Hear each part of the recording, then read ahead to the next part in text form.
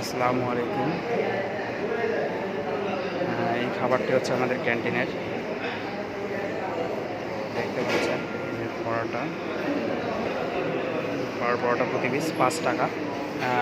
অর্থাৎ ঢাকা শহরের মধ্যে শুধু আমাদের জগন্নাথ বিশ্ববিদ্যালয়ের ক্যান্টিনে আপনি ২০ টাকায় নাস্তা করতে পারবেন। অর্থাৎ পরোটা পার পিস ৫ টাকা আর ডাল হলো ১০ টাকা। কিন্তু যদি আপনি বাহিরে কোনো রেস্টুরেন্টে খেতে যান তাহলে আপনাকে ৩৫ থেকে ৪০ টাকা ব্যয় করতে হবে। তো দেখেন এখন সকাল ৭:৪০। ৮টার পর মূলত এই আসনগুলো দেখবেন যে ফাঁকা, এগুলো ফাঁকা থাকবে না। মূলত ওই কাউন্টার থেকে টোকেন নিয়ে এই খাবারগুলো নিতে হয়। কিন্তু অর্থাৎ কেউ ফ্রি খাবে বা এক্সট্রা খাবে সুযোগ নেই।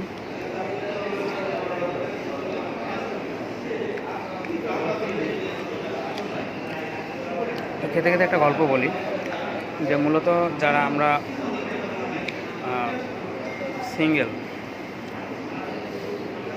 একা মানুষ তাদের ২০ টাকা লাগে এই পরোটা এবং ডাল খেতে, অর্থাৎ নাস্তা করতে, সকালে ব্রেকফাস্ট করতে। কিন্তু যারা কাপল, বুঝতে পারতেছেন তাদেরকে মেন করতেছি, তারা ১৫ টাকায় খাবার খায়। অর্থাৎ কীভাবে? তারা ৪টা পরোটা নেয় ২০ টাকা দিয়ে আর ১০ টাকার ডাল। অর্থাৎ ডাল যত খুশি আপনি নিতে পারবেন, যতবার খুশি নিতে পারবেন। তো অর্থাৎ তাদের ক্ষেত্রে দুইজনে ৩০ টাকা, অর্থাৎ ১৫ টাকায় তাদের সকালের নাস্তা বা ব্রেকফাস্ট হয়ে যায়। তো এই বিষয়টা আমার দেখছে হলো আমার ৩ বান্ধবী।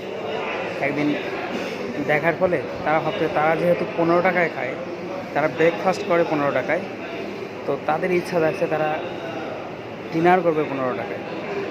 তো কীভাবে এটা সম্ভব যে ঢাকা শহরের মতো জায়গায় তারা ডিনার করবে ১৫ টাকায়? How is it possible? তো এই বিষয়টা আরেকদিন আপনাদের সামনে, অর্থাৎ আমি বিকালের নাস্তা কি হয় আমাদের এই জগন্নাথ বিশ্ববিদ্যালয় ক্যান্টিনে, এই জিনিসটা দেখানোর সময় আপনাদের জানাবো গল্পটি। ধন্যবাদ। আসসালামু আলাইকুম।